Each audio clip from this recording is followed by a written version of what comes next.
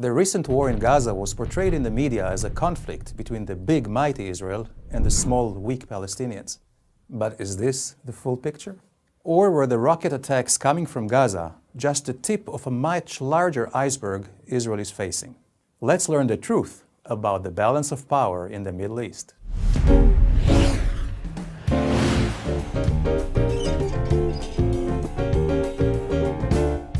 So, is the Israeli-Palestinian conflict an isolated struggle of the Palestinians in the West Bank and Gaza for independence?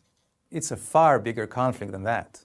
The Palestinian armed struggle must be seen in context as a broader Middle Eastern effort to destroy Israel. Here is a quick historical reminder. The Palestinian Liberation Organization, the PLO, which is run by Mahmoud Abbas and officially represents the Palestinians, was established in 1964 by the Arab League.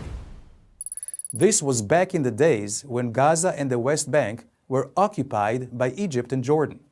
The PLO was not established to fight Jordan or Egypt's occupation, but rather, just as its charter stated, to annihilate the Jewish people living in Tel Aviv and Haifa and take over all of Israel.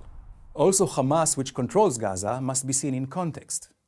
This organization, which was formed in 1987, is only a local branch of the Muslim Brotherhood, a radical, transnational and anti-Semitic organization operating in 70 countries. One cannot ignore the fact that 3 times over the last 70 years, Arab armies united in an attempt to destroy Israel. And let's not forget, Qatar, Iran, Saudi Arabia and other Muslim countries still actively support terror against Israel and call for its destruction. Now, is it only a coincidence that the Arab translation of Hitler's Mein Kampf or the notoriously anti-Semitic Protocols of the Elders of Zion have become bestsellers in Muslim and Arab countries? Bestsellers! So, in reality, the Palestinian campaign against Israel cannot be separated from the larger hostile Muslim environment which promotes Israel's destruction. This environment is 650 times larger than Israel in size, 50 times larger in population, politically much more powerful since the 22 Arab countries and 57 Muslim countries operate as a united bloc against Israel in diplomatic forums. And militarily, they far outnumber Israel in armed personnel, tanks and aircraft. In addition to regular armies, Israel is dealing with Muslim terror. Hezbollah in the north is threatening Israel with an arsenal of 100,000 rockets, far more than most governments have in the world. ISIS and al-Qa'ida are on Israel's borders in the Golan and Sinai. Hamas in Judea, Samaria and Gaza. Not your most friendly neighbors.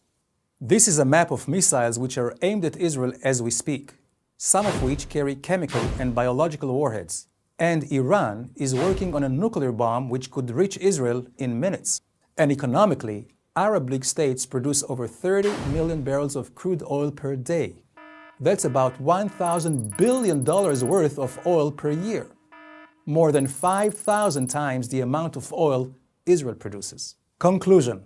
Just as the Arab League established the PLO to fight Israel in 1964, the network of ties and alliances in the Arab world today still remains an active and powerful force in the Israeli-Palestinian conflict. And the same goes for the war and ongoing conflict in Gaza.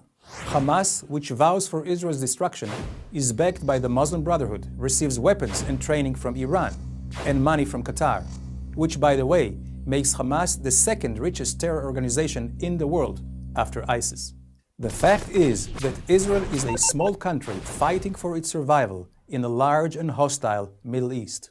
So, is this why you should support Israel? No. Israel should not be supported because it is the underdog, rather because despite the tremendous threat and challenges it faces, Israel bravely continues promoting freedom, human rights and democracy, which no other country in the region comes even close to. Now, doesn't that put things into perspective?